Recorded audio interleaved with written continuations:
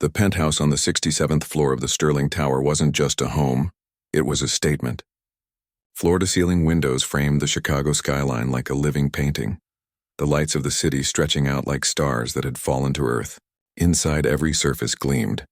Marble floors polished to a mirror shine, custom furniture that probably cost more than most people's cars, and crystal glasses that caught the light and scattered it in tiny rainbows across the walls.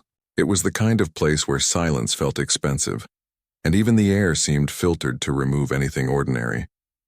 That night, the penthouse buzzed with low, polite conversation and the clink of fine china. A dozen guests sat around a long dining table, all dressed in clothes that whispered wealth without shouting it.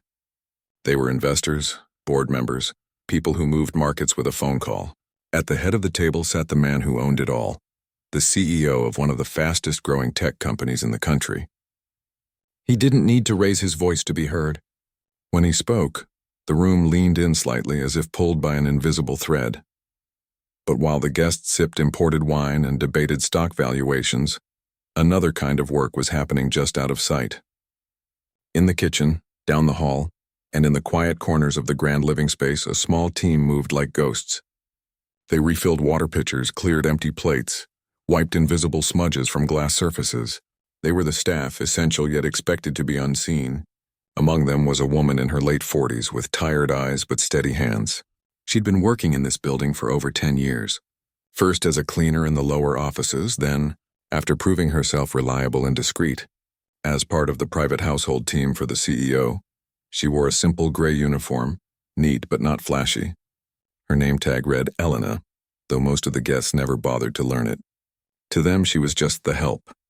But to her, this job was everything. It paid the rent on their small apartment on the south side. It covered her son's school supplies, his basketball league fees, the occasional doctor's visit when his asthma flared up in the winter. She didn't resent the luxury around her, she respected it. She knew how hard it was to build something from nothing, and she saw the same drive in the man who owned this place. Even if he rarely noticed her, her son, 17 years old, waited in the service corridor just off the main hallway. He wasn't supposed to be there during formal events, but tonight was different. His school had closed early due to a burst pipe, and his mother hadn't had time to find a sitter, though at 17 he hardly needed one. Still, she'd made him promise to stay out of sight, to keep quiet, and to not touch anything. He'd agreed without complaint. He'd done this before, sitting in the staff break room with a book or his phone while his mother finished her shift. He knew the rules of this world better than most kids his age. He leaned against the cool wall, scrolling through a coding tutorial on his phone. His headphones were in, but the volume was low. He liked to keep one ear open just in case. Not because he expected trouble, but because he'd learned early that in places like this, things weren't always what they seemed. He'd seen contractors come and go, delivery people with fake badges, even a guest once who'd tried to sneak a bottle of expensive whiskey into his coat. Nothing dramatic, just little cracks in the polished surface, and he'd learned to notice them. His name was Matteo, though no one here used it. To the staff, he was Elena's boy. To the guests, he was invisible. But Matteo didn't mind. He'd grown up watching his mother work long hours with dignity, never complaining, never asking for more than what was fair. That had taught him something important. Respect wasn't given because of your title. It was earned by how you treated people, especially those who couldn't do anything for you. The dinner had been going on for nearly 2 hours. He could hear the murmur of voices through the thick walls, punctuated by occasional laughter. Then the sound of chairs scraping back. The meal was ending. He glanced at his phone, 9:47 p.m. Another hour, maybe less, and his mother would be done. He'd walk her to the staff elevator. They'd take the train home, and he'd finish his homework before bed. A normal night. But then the front door opened and the CEO stepped into the hallway. He wasn't alone. 2 men in dark suits followed him, speaking in hushed, urgent tones. Matteo pressed himself back into the shadow of the corridor, pulling out his earbuds. He didn't want to be seen, but he also didn't want to miss what was happening. Something felt off. The CEO's usual calm confidence was gone. His jaw was tight, his eyes darting toward the office down the hall, the one with the biometric lock and the private server room behind it. One of the men said, "We've traced the leak. It's internal. Someone inside the building." The CEO ran a hand over his face. "That's impossible." No one outside the executive team has access. They didn't need physical access, the other man replied. But if they're planning to extract data tonight, they'll need to be here in person. We've got extra security on all entrances, but... His voice dropped too low to hear. Matteo stayed still, heart beating a little faster. He didn't understand all the details, but he knew enough to know this was serious. Data leaks could ruin a company. People could go to jail. Careers could vanish overnight. Just then, the elevator at the far end of the hall dinged softly. The door slid open and two men stepped out. They wore gray coveralls with a logo Matteo didn't recognize, something generic like Metro Facilities. They carried heavy toolboxes and walked with the easy confidence of people who belonged. But Matteo frowned. He'd been coming to this building since he was 10. He knew every vendor, every contractor, every face that showed up regularly. These men? He'd never seen them before, and that wasn't the only thing. The real maintenance crew always checked in at the front desk, got a temporary badge, and called up to the penthouse before entering. These two just walked straight toward the service hallway, right past the CEO's office. Matteo's stomach tightened. He glanced toward the CEO, who was now pacing near the office door, still deep in conversation with his security team. The two strangers were getting closer. One of them glanced toward the office, then quickly looked away, but not before Matteo saw the flicker of recognition in his eyes. They weren't here to fix a light fixture, he didn't think. He just moved. Stepping out of the shadows, Matteo walked quickly but calmly toward the CEO. He kept his head down slightly like he was just passing through, but as he got within a few feet, he slowed. The CEO hadn't noticed him yet. He was too wrapped up in his conversation. Matteo took a breath and said softly but clearly, "Don't say any more." The CEO stopped mid-sentence. He turned, startled, and looked down at the teenager standing before him. For a second, confusion flickered across his face. Who is this kid? What's he doing here? But then something in Matteo's eyes made him pause. There was no fear, no hesitation, just quiet urgency. Matteo didn't wait for a response. He nodded toward the two men now standing near the server room door, pretending to examine a wall panel. "Those guys," he said, voice barely above a whisper. "They don't work here. I've seen every contractor who comes through this building. Those uniforms? Fake. And they didn't check in." The CEO's expression changed instantly. His shoulders straightened. His eyes narrowed.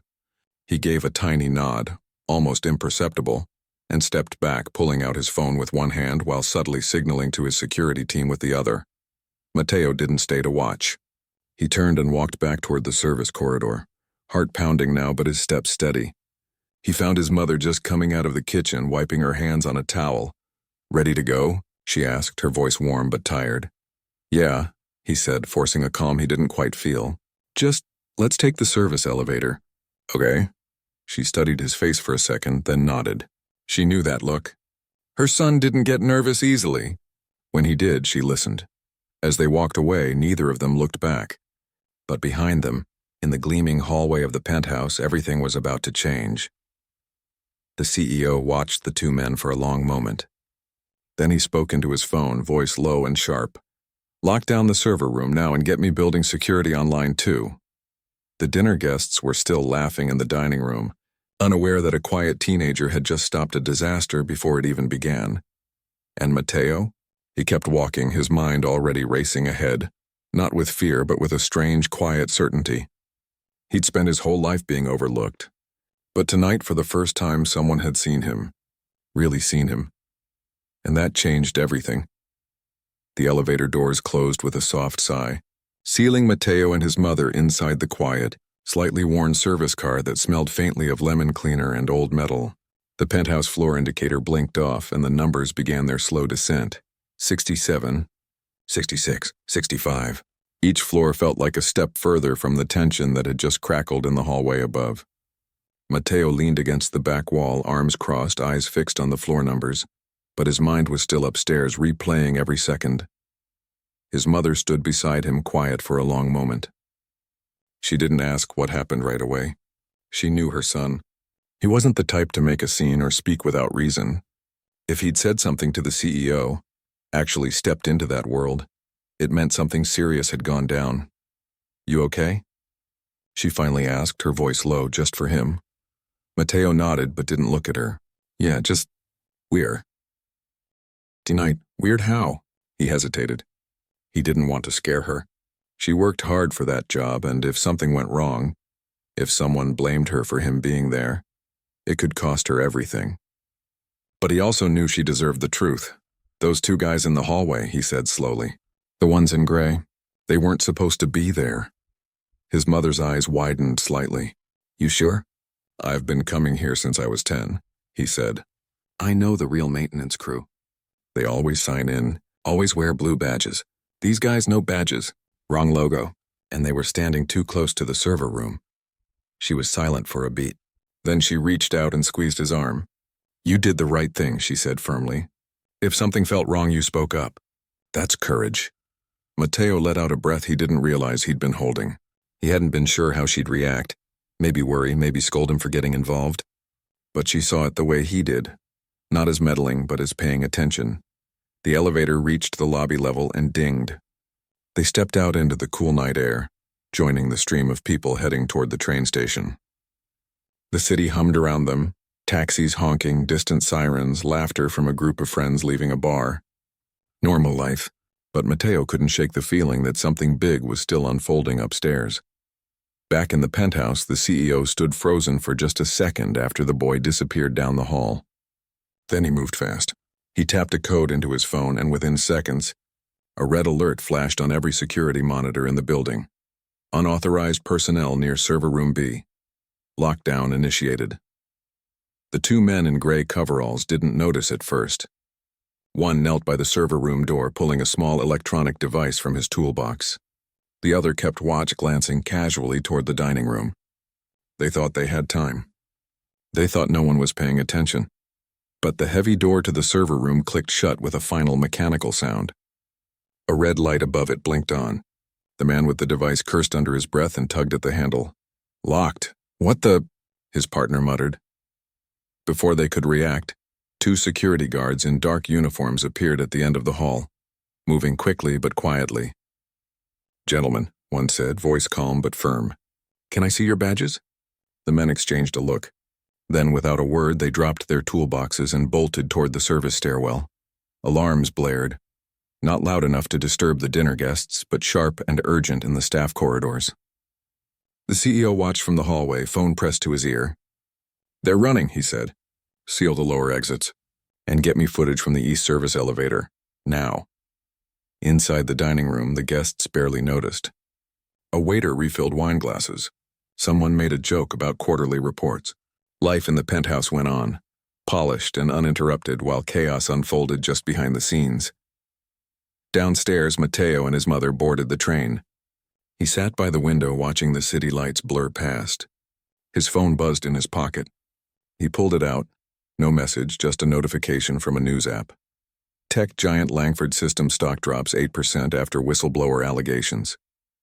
He'd read about it earlier that day.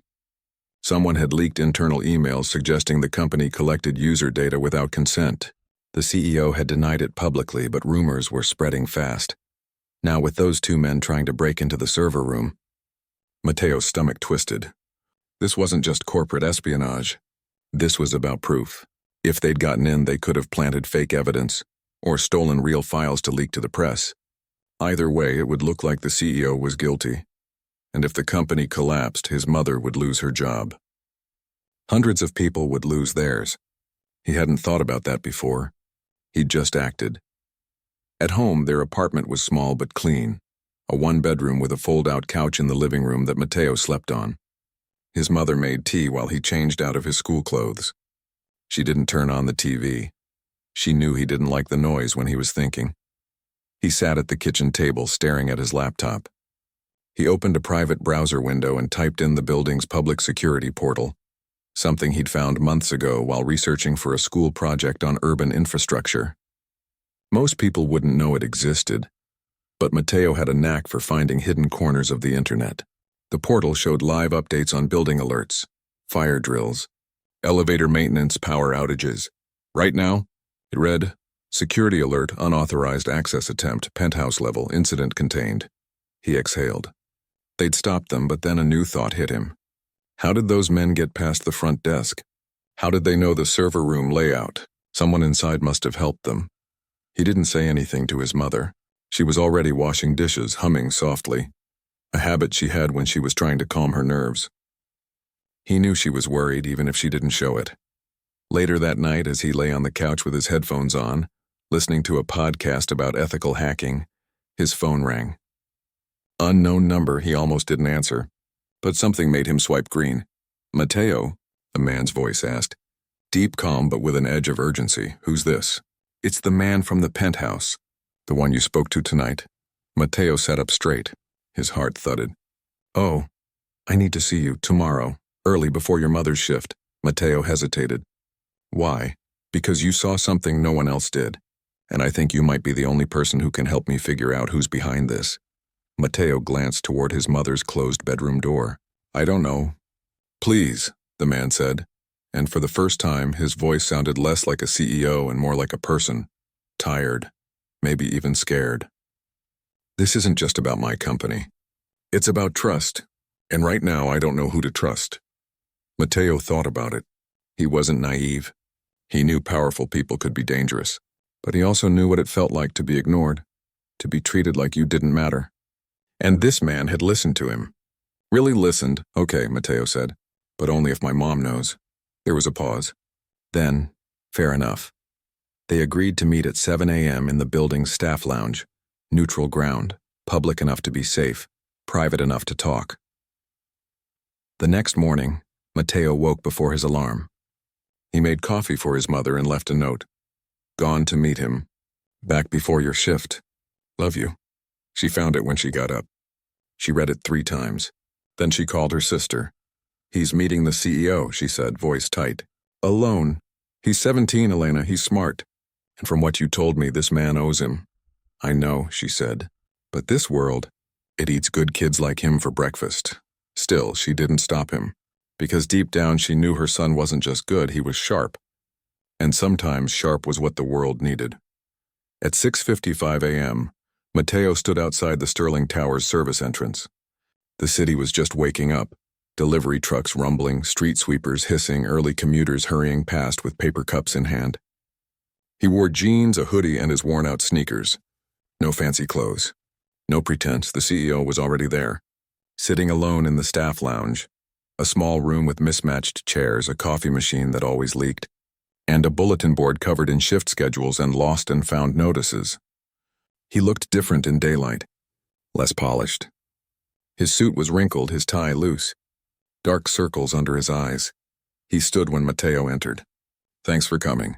Mateo nodded. You said you needed help. I do. The man gestured to a chair. Last night, those men weren't just trying to steal data. They were trying to plant false logs that would make it look like I authorized illegal data harvesting. If they'd succeeded, I'd be facing federal charges by noon today. Mateo frowned. Who would do that? That's what I need to find out. But here's the thing, they knew the building's layout. They knew the server room code sequence. They even knew I'd be distracted by the dinner. He paused. Only a handful of people have that level of access. Mateo thought for a moment. Did you check the security logs? Who signed them in? We did. They used fake IDs, but the system shows they were approved by someone on the inside. Someone with admin clearance. Mateo's eyes narrowed. Your head of security? The man didn't answer right away. Then he said, he's been with me for 15 years. I trusted him like family, but... Mateo pressed. But last month he took out a second mortgage on his house, and his daughter got into an expensive private college. Tuition's due next week. Mateo didn't say anything. He didn't need to. The pieces were clicking. The CEO leaned forward. I need someone who can look at the system without being noticed. Someone the security team wouldn't suspect. You've been in that building your whole life. You know its rhythms. And you've got a mind for patterns. I saw that last night. Mateo swallowed. What do you want me to do? Just watch. Today, during the staff meeting at noon, the head of security will be there. I want you to sit in the back, like you always do when you wait for your mom. Pay attention to who he talks to, what he does with his phone, if he seems nervous, and if you see anything at all. Tell me, Mateo hesitated. This wasn't just observation anymore. This was spying. On someone powerful. But then he thought about his mother. working 12-hour days so he could have a chance at a better life. He thought about how easily people like them could be thrown away if the CEO fell. And he thought about the quiet pride in his mother's voice when she said, "You did the right thing." "Okay," he said. "I'll do it." The CEO reached into his coat and pulled out a small, unmarked phone. "Use this. No name, no trace. Texte me dire. Kelly, if you see something." Matteo took it. It felt heavy in his hand. As he left the lounge, the sun was rising over the city, painting the glass towers gold. He walked back to the service entrance, heart pounding not with fear, but with purpose. He wasn't just the maid's son anymore, he was someone who mattered, and today, he'd prove it. The morning sun poured through the tall windows of the staff break room, casting long rectangles of light across the scuffed linoleum floor. Matteo sat in the back corner just like he always did when he waited for his mother during her shift. He had a worn notebook open on his lap, pretending to sketch just lines and shapes, nothing that would draw attention. But his eyes weren't on the page. They were on the man sitting at the front table, sipping black coffee from a paper cup like it was the most normal thing in the world. The head of security. Tall, broad-shouldered, with a calm voice and a handshake that always made the cleaning staff feel seen. He'd been kind to Matteo over the years, once even giving him a ride home when it poured rain and the bus never came. That memory made this harder, because right now Matteo wasn't looking at a friendly face. He was watching for cracks. The staff meeting had just started. It was a weekly thing. Schedule changes, reminders about lost items, updates on building protocols. Boring to most, but Matteo knew better. In places like this, the real stories weren't in the boardrooms. They were in the pauses between words, in the way someone avoided eye contact, in the too quick laugh that covered something else. The head of security stood to speak. "We've had a minor security incident," he said, voice steady. 2 individuals attempted unauthorized access to the penthouse last night. "They've been detained. No harm done?" a few staff members murmured. One woman crossed herself. Matteo kept his expression neutral, but his fingers tightened around his pen. "No need to worry," the man continued, flashing a reassuring smile. Building protocols worked exactly as designed, but Matteo noticed something. When he said protocols, his eyes flicked toward the door, just for a split second. And when he sat back down, he pulled out his phone. Not to check the time, not to read a message. He opened a secure messaging app. Matteo recognized the icon from his own research and typed something fast, thumb hovering over send. Then, as if sensing he was being watched, the man looked up. Their eyes met just for a heartbeat, but it was enough. Matteo dropped his gaze back to his notebook, heart hammering. He didn't move, didn't breathe too loud. He scribbled a few random lines, pretending to be lost in thought. After a long moment, he risked another glance. The man was gone. Matteo's head snapped up. The chair was empty. The coffee cup still steamed on the table. He scanned the room, no sign of him. Then he saw it. The service stairwell door slightly ajar. He waited 10 seconds. Then stood, stretched like he was just heading to the restroom, and slipped out the same door. The stairwell was quiet, echoing with the hum of the building's systems. Matteo moved slowly, pressing close to the wall. Halfway down the next flight, he heard voices, low, urgent. "They didn't get in," the head of security was saying. But the kid saw them. Matteo froze. "Which kid?" Another voice asked, deeper, unfamiliar. "The maid's son. He's always hanging around. Smart kid. Too smart," a pause. Then, "He talked to anyone?" "Not that I know of. But the boss was acting strange this morning. Called me in early. Asked questions." Matteo's blood ran cold. "They were talking about him. You need to shut this down," the other man said. "If that boy opens his mouth." "He won't," the head of security said, but his voice lacked its usual confidence. "He's just a kid. No one listens to kids like him." Matteo's jaw clenched. That was true, usually. But not last night. And not today. He backed up slowly, careful not to make a sound. When he reached the break room floor, he ducked into the supply closet, pulled out the unmarked phone and typed fast. "He's working with someone. Met in stairwell. Said I'm a problem." He hit send and waited, pulse roaring in his ears. 2 minutes later, his phone buzzed. "Stay where you are. Don't move. Help is coming." Matteo leaned against the shelves, breathing slowly. He could hear footsteps in the hall, light, quick. His mother's shift was about to start. If she walked in now, if she saw him hiding in the closet, She'd know something was wrong. He stepped out just as she turned the corner. "Hey," she said, surprised. "You're early." "Yeah," he said, forcing a smile. "Thought I'd walk you up." She studied his face. "You okay?" "Fine," he said. "Just tired." She didn't believe him, but she didn't push. She knew when to let things sit. They walked together toward the penthouse elevators. The building felt different now, like the walls had eyes. Every polished surface, every quiet corridor seemed to hold a secret. When they reached the penthouse level, the usual calm was gone. Security guards stood at both ends of the hall. The dining room was empty, chairs neatly tucked in, but the air still carried the faint scent of last night's dinner: rosemary, wine, tension. His mother went to the kitchen to start her day. Matteo lingered near the hallway, pretending to check his phone. Then he saw them. 2 plainclothes officers, federal, he guessed from their posture, and the CEO, standing just outside the server room. The head of security was there too, hands behind his back, face pale. One of the officers said something. The man shook his head, then nodded slowly. He didn't resist as they led him away. Matteo watched it all from the shadows. No drama, no shouting, just the quiet unraveling of trust. Later, the CEO found him near the service elevator. "You were right," he said, voice rough. He gave them access codes, took money to look the other way while they planted false data. He thought it was just corporate sabotage. He didn't know they planned to frame me for a federal crime. Matteo didn't say anything. He just nodded. The man looked at him, really looked. "You could have walked away. You didn't owe me anything." "I didn't do it for you," Matteo said quietly. "I did it because it was wrong." The CEO was silent for a long moment. Then he said, "Your mother's job is safe. More than safe. I'm promoting her to head of household operations. Better pay, better hours." Matteo's eyes widened.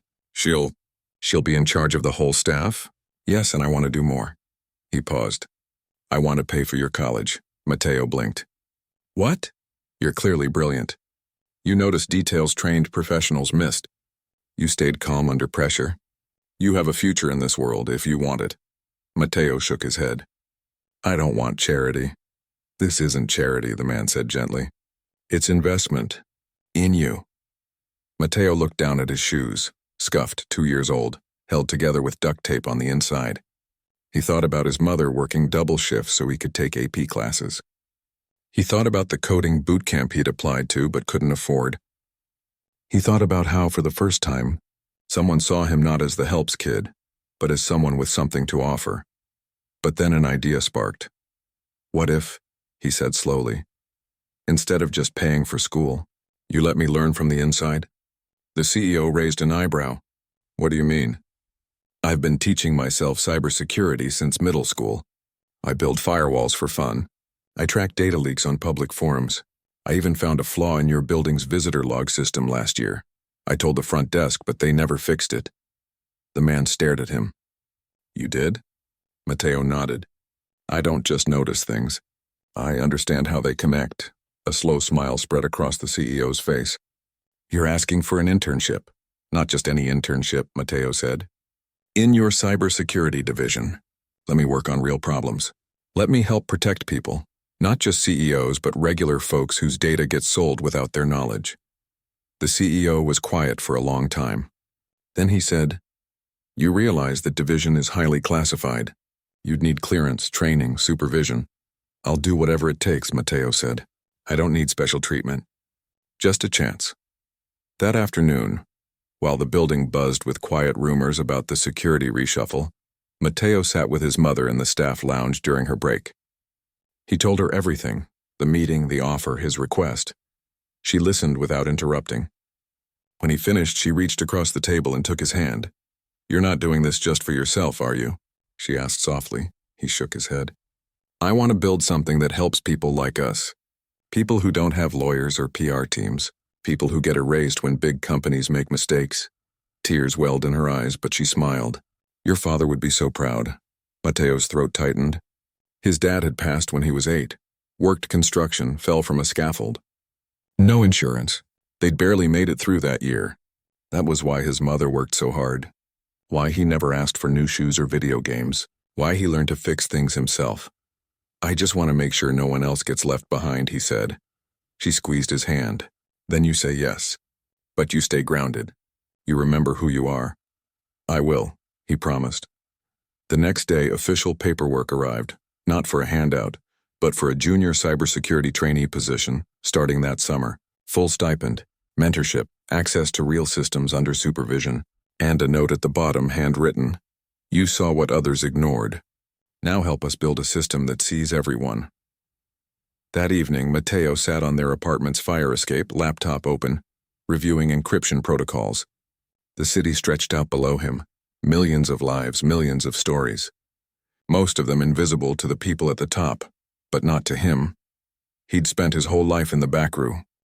And watching, listening, learning. Now he wouldn't just watch, he'd protect, and maybe, just maybe, he'd help build a world where a kid like him didn't have to whisper to be heard.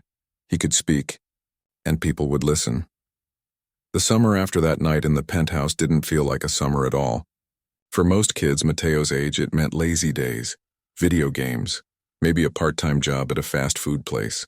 But for him, it was early mornings in a high-security office building, learning how to trace digital footprints across continents, how to spot a phishing attempt before it even landed in someone's inbox, how to build walls around data so strong even the smartest hackers would walk away frustrated. His internship wasn't handed to him on a silver platter. He started at the very bottom, sorting logs, running basic scans, shadowing senior analysts during threat assessments. No one treated him like a hero. In fact, most people didn't even know why he was there. To them, he was just another trainee, quiet, serious, always taking notes. And that was fine with him. He didn't want special treatment. He wanted to earn his place. Every morning he'd take the train downtown, wearing the same black hoodie he'd had since freshman year, a backpack full of notebooks and a second-hand laptop his mother had saved up for. He'd pass through the building's main lobby, now with a real badge clipped to his shirt, and ride the elevator up to the 42nd floor, where the cybersecurity division operated out of a space that looked more like a university lab than a corporate office. Whiteboards covered in code, monitors glowing with live threat maps, coffee cups stacked like towers of exhaustion.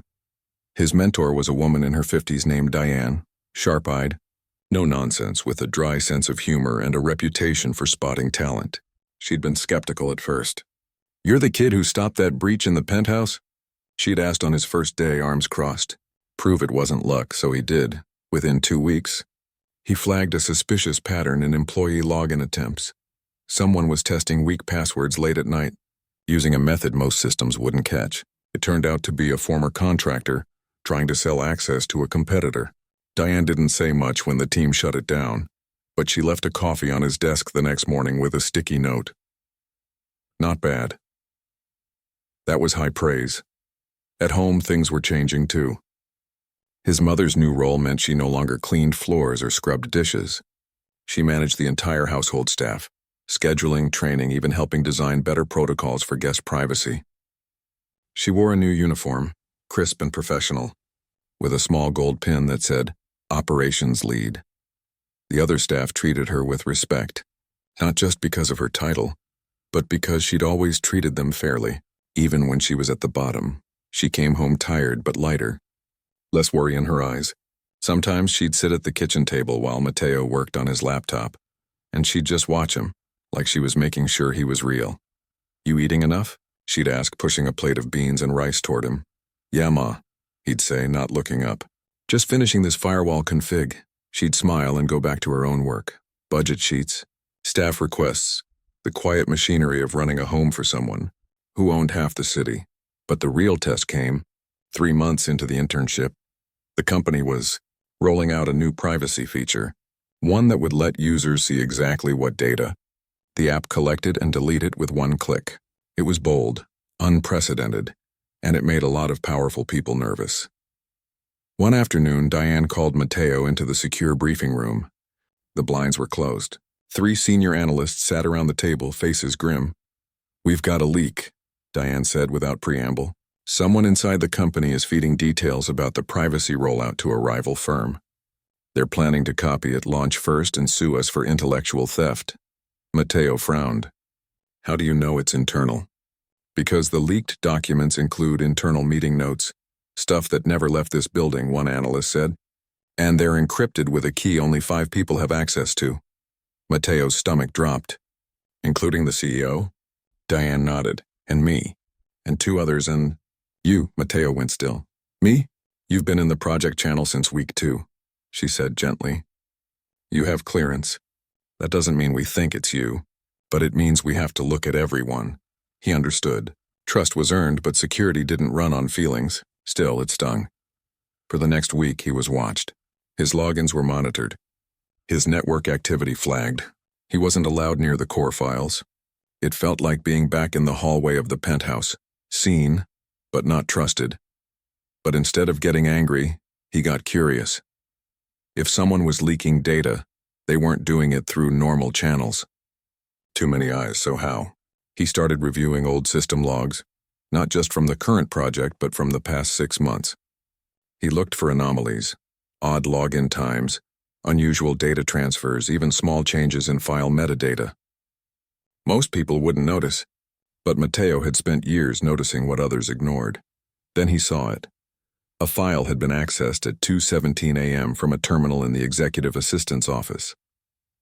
But the assistant didn't work nights, and the access didn't show up in the main audit trail because it had been routed through a maintenance script used for system updates. Clever, almost invisible, but not quite. Mateo dug deeper.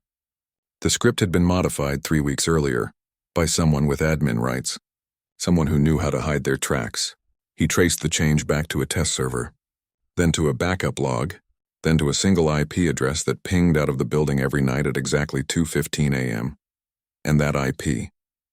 It matched the personal laptop of the head of legal compliance, a man who'd been with the company since the beginning, who'd publicly praised the new privacy feature in interviews. Mateo didn't go to Diane right away. He double-checked, triple-checked. He built a timeline, cross-referenced access logs, even recreated the data leak in a sandbox environment to prove it was possible. Then he walked into Diane's office and laid it all out on her desk. She read it in silence. Then looked up. You did this alone? I just followed the noise, he said. Everything leaves a trace. You just have to listen. She called the CEO within the hour. By evening, the head of legal compliance was escorted out of the building. No scene, no press. Just a quiet exit and a legal team already preparing for the fallout. The next morning, Diane found Mateo in the lab calibrating a new intrusion detection system. You saved the project, she said. He shrugged. I just did my job. No, she said. You did more than that.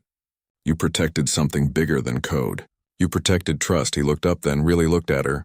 I've been thinking. Most security systems are built to keep bad people out. But what if we built one that also lifted good people up, like... What if every time a user deletes their data, part of the processing power goes to help small nonprofits protect their own systems? Or what if we trained people from underserved communities to do this work, so they don't have to be invisible to survive? Diane was quiet for a long time. Then she smiled. You're not just a technician, are you? I don't want to be, he said. I want to build things that matter. That conversation led to a new initiative, one Mateo helped to design from the ground up.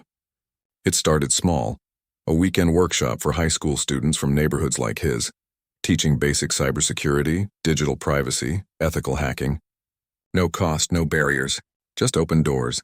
His mother came to the first session. She stood in the back, arms crossed, watching her son explain how to spot a fake login page to a group of wide-eyed teens. One of them asked, "Why'd you get into this?" Mateo didn't talk about the penthouse, didn't mention the CEO or the breach. He just said, because someone once told me I didn't matter. And I decided to prove them wrong, not by shouting, but by building something that helps others do the same. Afterward, his mother hugged him, tight, like she used to when he was little. You're still my boy, she whispered. Even if the whole city knows your name now, he laughed. No one knows my name. Maybe not, she said. But they will. As the months passed, the internship turned into a scholarship.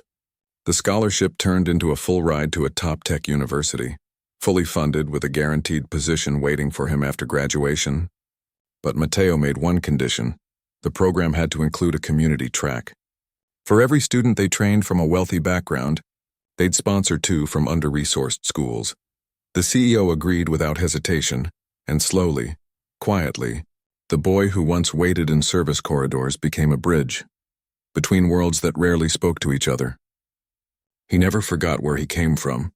He still took the train, still wore the same hoodie, still ate dinner with his mother every night, even when he was buried in code.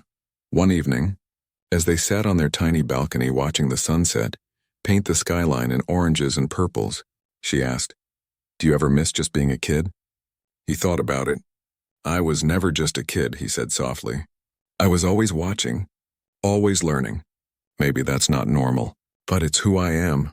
She reached over and squeezed his hand. "And I wouldn't change a thing." Inside the apartment, his laptop glowed with a new project, a prototype for a privacy tool designed specifically for domestic workers, caregivers and service staff, encrypted messaging, location masking, automatic data wipe if a device is lost. Simple, secure, built for people who couldn't afford to be seen. Because Matteo knew something most powerful people forgot. The ones who keep the world running are often the ones no one sees. And that was exactly why they deserved to be protected the most. 5 years can feel like a lifetime when you're building something from nothing. For Matteo, those years were a blur of late nights, early trains, textbooks stacked like bricks, and lines of code that sometimes made more sense than people. He'd graduated at the top of his class, not with fanfare but with quiet determination. The scholarship had held. The promise had been kept. And now he was back in the same city, the same skyline. But in a role no one could have predicted the night he whispered 3 words in a penthouse hallway. He wasn't just an employee anymore. He led a team. Not a big one, just 6 people, but they were hand-picked, passionate, and fiercely committed to one idea. Technology should protect everyone, not just those who could afford it. Their division was called Ethical Shield, and it operated out of a bright, open space on the 30th floor, deliberately not the penthouse, not the executive wing, but somewhere in the middle, where ideas could breathe. The company had changed too. After the scandals, the leaks, the near collapse, the CEO had done something rare. He listened. He'd restructured the board, brought in outside ethics advisors, and, most importantly, handed real power to people like Matteo. Not as tokens, but as partners. Today was different, though.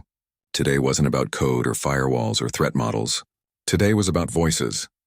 The company was hosting its annual Innovation and Integrity Symposium, a day where employees, community leaders, and even critics gathered to talk openly about tech's role in society. No polished speeches. No corporate fluff. Just honest conversation. And Matteo was scheduled to speak in the main auditorium at 2 p.m. He stood backstage, adjusting the cuffs of his jacket, navy blue, not expensive, but clean. His mother sat in the 3rd row wearing a simple dress and a smile that said, "I knew you'd get here." She'd taken the day off just to be there. Not as staff, not as help, as family. The room was full.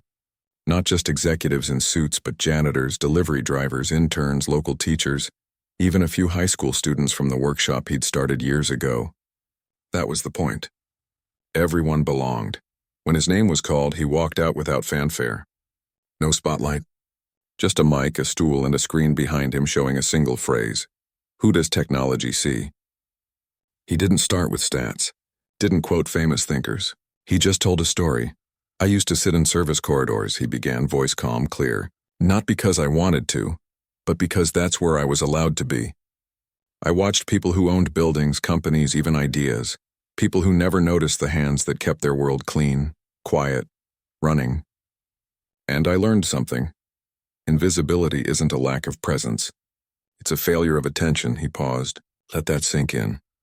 "One night I saw something I wasn't supposed to see. 2 men trying to break into a server room. I said something. Just 3 words. Don't say any more. And in that moment, someone finally looked at me. Not past me, not through me, but at me. And that changed everything. He didn't mention names, didn't dramatize the danger. He kept it human. But here's what I realized later," he continued. "Saving a company wasn't the real win. The real win was proving that the people we ignore, the ones who mop floors, take out trash, wait in hallways, they see things the rest of us miss. Because they have to.